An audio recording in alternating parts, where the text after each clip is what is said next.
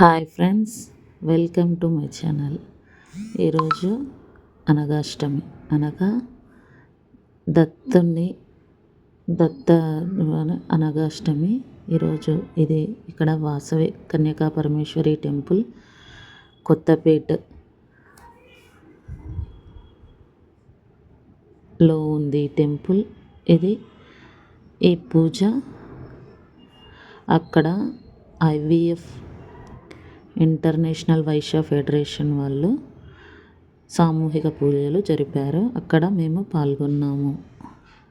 మాకు కోరిక నెరవేరలేదంటే అది గురువుకు తెలుసు. అక్కడ మా కోరిక అంటే దీనికి ఎగ్జాంపుల్గా మీకు ఒక వ్యాపారం ప్రారంభించారు అనుకోండి, ప్రారంభిస్తాం అనుకున్నాం అనుకోండి.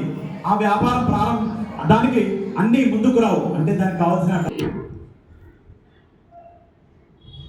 స్వామివారి అష్టపూజ, గణపతి అష్టోత్తరం, దత్త అష్టోత్తరము, అనగామాత అష్టోత్తరాలు అయ్యాక అనగామాత వ్రత కథ చెప్పారు.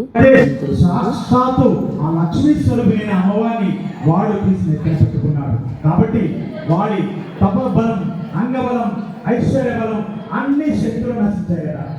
వాడి ఆ యొక్క పూర్వజన్మ యొక్క పుణ్యం ఏదైనా మిగిలిందంటే అది నా నేత్రాగ్నితో దహించవేయబడిందయ్యా అక్కడే అనే అంత లోపలనే అమ్మవారు వచ్చి అయ్యవారి పక్క కూర్చుందట. ఇంకా ఈ జంబాసురుణ్ణి ఇంద్రుడు మిగతా రాక్షసుని మిగతా దేవతలు సంహరించారట. అంటే చూడండి, దేవత ఆ యొక్క రాక్షసుతో యుద్ధం చేయలేదు, గొడవ పెట్టలేదు, ఏమీ మాట్లాడలేదు. దాని నుంచి అవలీలంగా బయటపడేస్తాడు స్వామి అని ఈ యొక్క వ్రతకథ ద్వారా మనం తెలుసుకోవాలి. ఎంత అలా ఉంటుంది.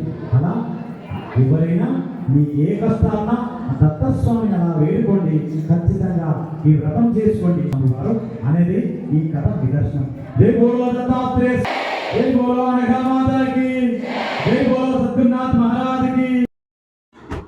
స్వామివారు అలా తర్వాత అనగామాతకి కుంకుమార్చన కూడా చేయించారు. అవి యంత్రాలు ఇచ్చారు. ఆ యంత్రాలు పూజ అనంతరం మమ్మల్ని ఇంటికి తీసుకోమని వెళ్ళమన్నారు. పూజ చాలా బాగా విపులీకరించారు పంతులు గారు. ఇక్కడికి మన ఉప్పల సీనన్న వైశ్య ఫెడరేషన్ స్వామి అంకుల్ శ్రీనివాస్ అంకుల్ గారు సీరియల్లో మూవీస్లో చేస్తారు కదా, తను వచ్చారు. సరదాగా మా ఫ్రెండ్స్తో కాసేపు అలా పిక్స్ దిగాము. పూజ తదనంతరం అందరి ఫ్రెండ్స్ని మీట్ అయ్యాము. అక్కడే భోజనాలు కూడా అరేంజ్ చేశారు. పూజ అనంతరం మేము కూడా భోజనాలు చేసి ఇంటికి వచ్చాము.